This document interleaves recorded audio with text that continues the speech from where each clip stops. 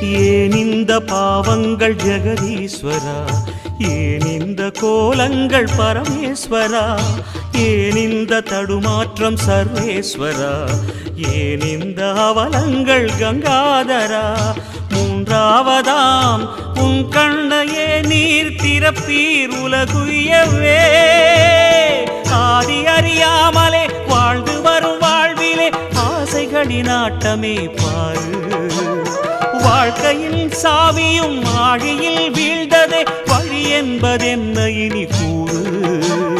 கைலையில் தாண்டவம் ஆடியது போதுமே, பூமியில் நீ